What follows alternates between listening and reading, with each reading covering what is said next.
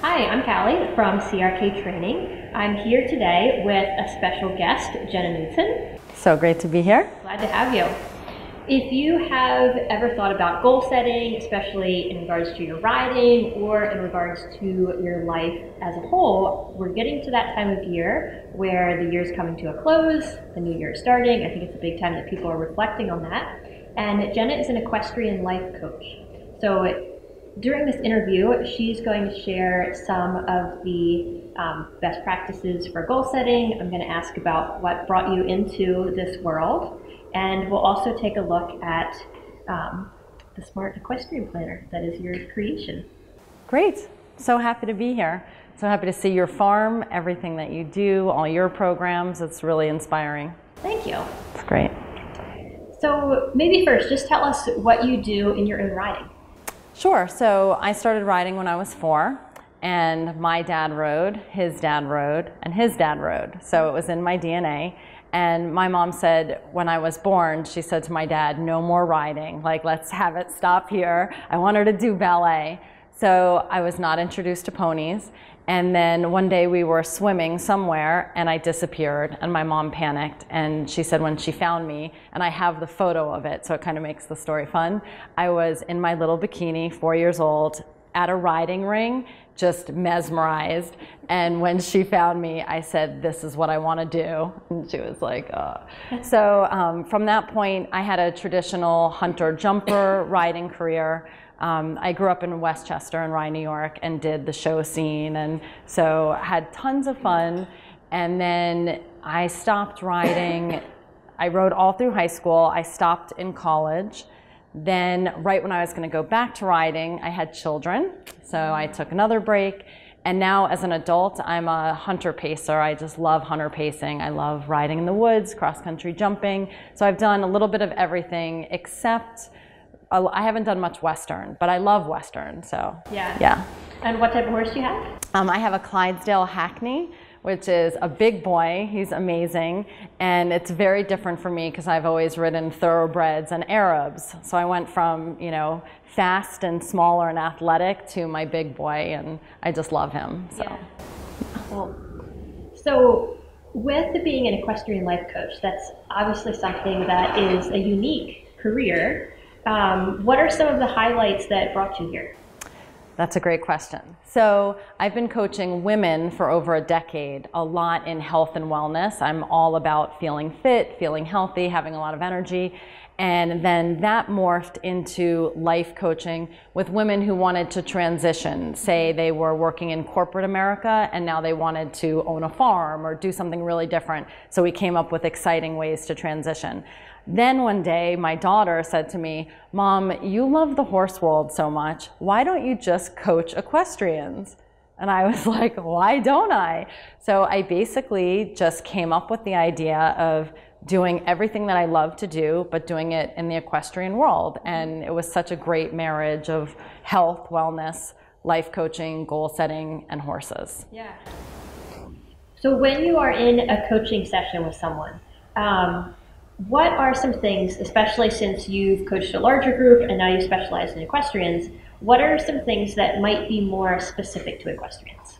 So our lifestyle, as you know, is really demanding. I mean, we are up super early, we work super hard, and it's not a hobby. Like loving horses isn't this thing that we do. It's pretty all-encompassing, right? So that's what we all have in common. So the coaching comes in that how to make that work in your life, like how your goals can really, time management, if you can help an equestrian be better with time management, you improve their whole life, because it's about, you know, not feeling guilty when we're not with our families, getting riding in, fitting health and nutrition in, because if we're not strong and we're not healthy, that truly affects our riding. So all of that, advancing our careers, being an equestrian is expensive. How can we have better finances? So it's really exciting and it's really fun to put together all the pieces just for the equestrian community. So it's exciting.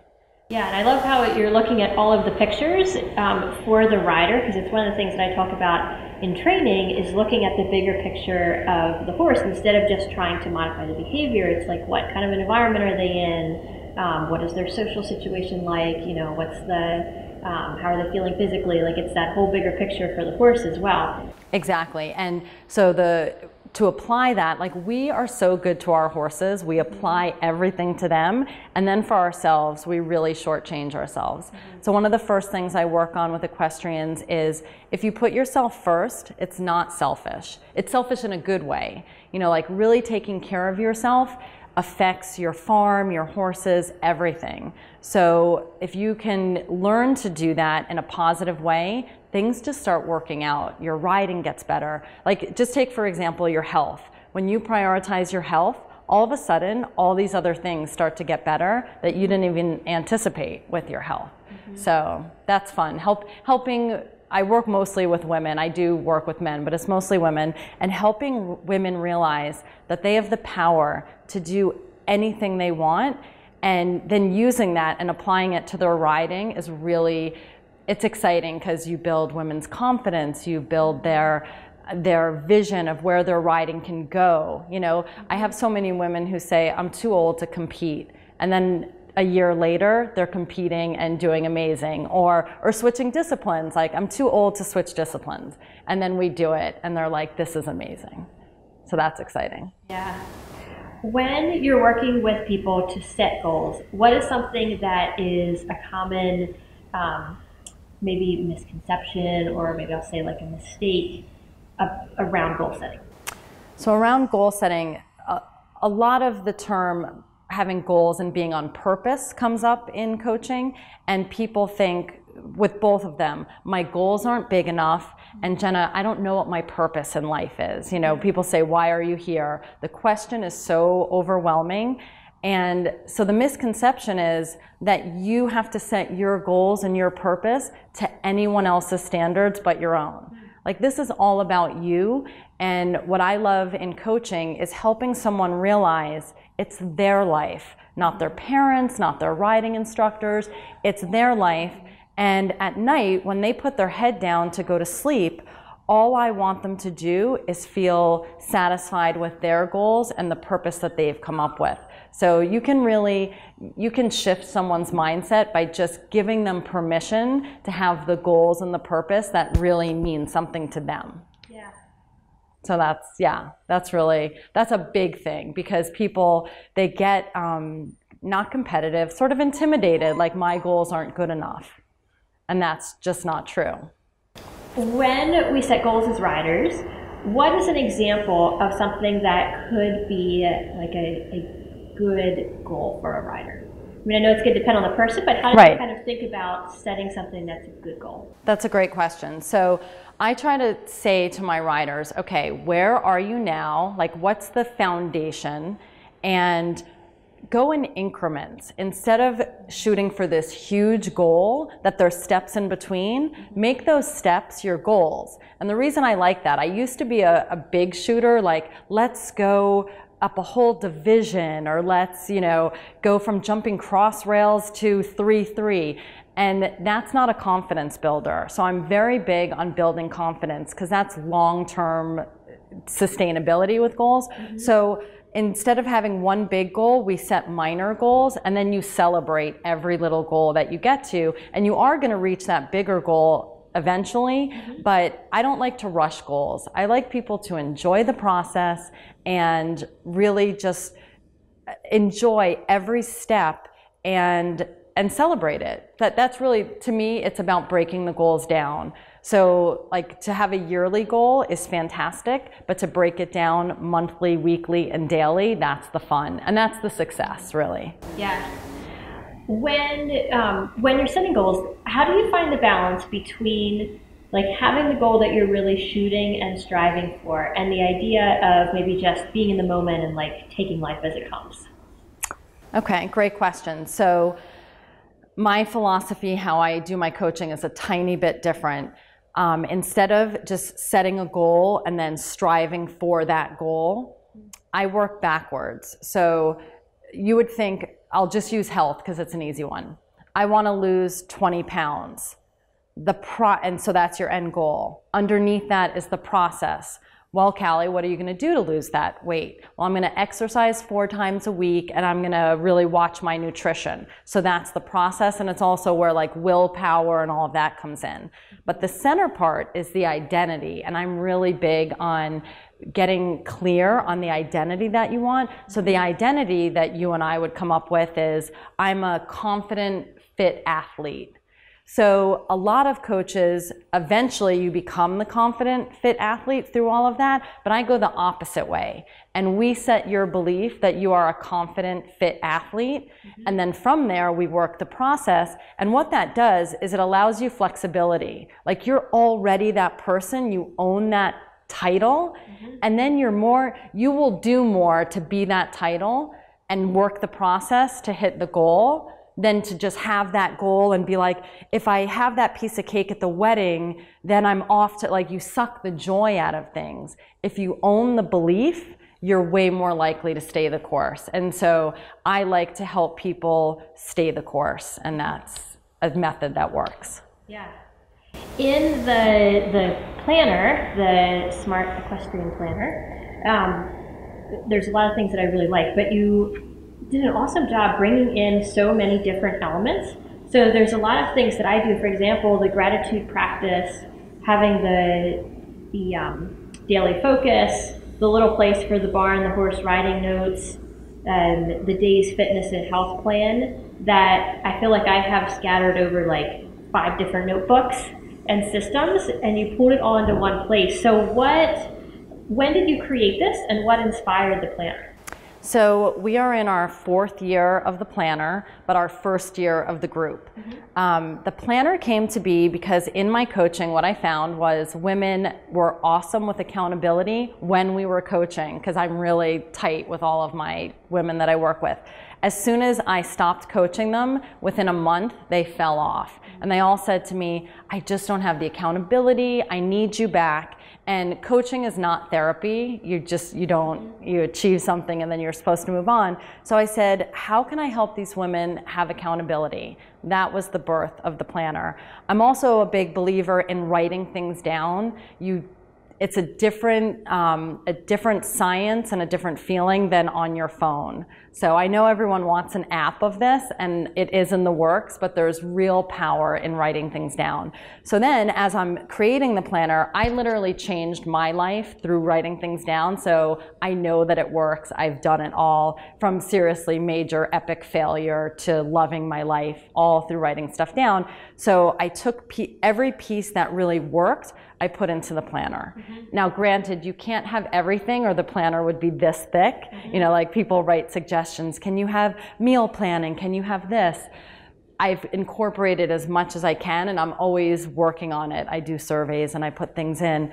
But this planner has all of the major elements to keep you on track, keep you accountable. When you look back, like just the gratitude and the intention setting, if you learn to do that daily, you will change your life, guaranteed. So those 2 alone. So then you add all the other things, but the planner it gives someone a real tool, something tangible. It's not just a concept, it's really practical. Yeah.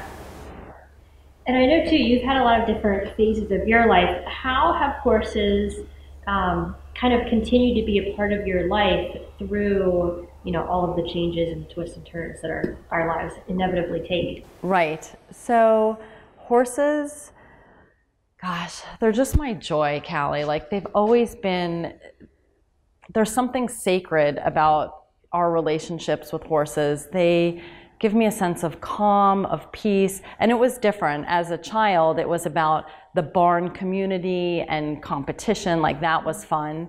Then something in me changed, and I don't have a competitive bone in my body anymore, like winning a ribbon, it's just not what it used to be. Now it's about the learning, the growing. I mean, think about what you do. It's endless what we can learn with horses. We can ride until we're 100 and always be learning. So horses have given me this sense of purpose, like we were talking about. I'm not changing the world with it, but in some ways, we are changing the world with horses. So they've been my constant, like my passion, and where I feel my soul is really happy. What is a moment that stands out to you that, like just a favorite time with horses? I just went to Ireland for the first time last year, and riding there was magical. And I galloped in the ocean, which I had never done. Look, I'll get all teary. It was so awesome. Like, I felt like we were in a movie. And I was with two girlfriends, and we looked at each other, and she was like, I'll say go, because she was going to film us. And she said go.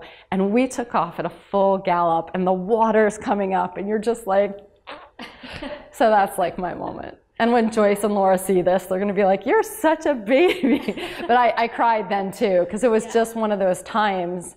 And one other time was doing 100 pace with my daughter. Because when she was born, I would look at her as a baby and be like, you're going to ride with me someday.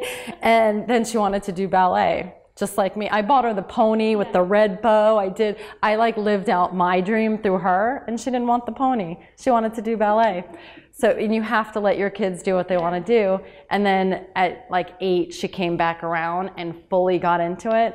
So as a teenager, we were hunter pacing, and I was in front of her, and I'm cantering, and I jump the jump, and I look behind me, and she jumps the jump and like gives me a thumbs up. And it was one of those moments where I just like had a flashback of her being a baby, and I thought, we did it. Like, we've arrived.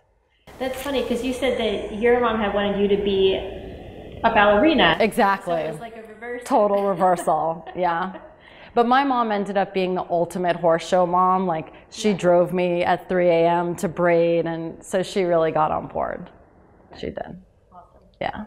So as we go into 2019, I know I'm excited for everything in the new year. We have really cool things planned for CRK training, and I know you have some cool things planned coming up too. So starting January 1st, I'm going to be doing a rider's goal setting workshop, so you can kind of go through a step-by-step process to start thinking about what would be some fun, exciting, and achievable goals for you in your riding, and then looking at all the different pieces that will help you get there, as far as in your education of your horse, where you're taking lessons and those pieces. And I know that you're doing something too around vision boarding, starting just a little later in January. I am. Mid-January, we'll do a whole vision board session. In the beginning of your planner, it's not a running to-do list. It's really a life planning planner. So we do vision pages. So every single day when you open up your planner, you're inspired. Why are you doing what you're doing? So we'll do a workshop and help you get your whole year laid out that inspires you. It's another thing that I love about how you created this. I mentioned it before, but you've packed all those little elements, even like the vision boarding, into one place, and it's so small that you can just like carry it around. Instead of having 5, I used to have a gratitude journal. My vision, everything was separate. It felt anxious. So everything, and then all your goal settings in there too. So it's really all in one. Yes. So we have some exciting things planned starting in January, starting the new year. Again, we're going to be doing the free goal setting workshop here at CRK Training. You can get signed up for that. Jenna's going to be doing the vision boarding workshop starting later. And then I also have some programs that are going to be opening to jumpstart your riding and your horsemanship and your training for the new year. They'll be opening as well. And we're thinking about some ways to include the planner in those. So stay tuned for that. And if folks want to learn more about you, get more resources from you, where should they go? They should go to thesmartequestrian.com. And we also have a huge community on Facebook called Smarties, the Smart Equestrian Planner Group. And that whole community and our mission is about bringing all disciplines together to help each other achieve our dreams. And that's really a fun group, very inspiring. Very important. Yeah. Well, thank you for being on. It was great that you came down. It was great that you took the time to talk to us. And here's 2019.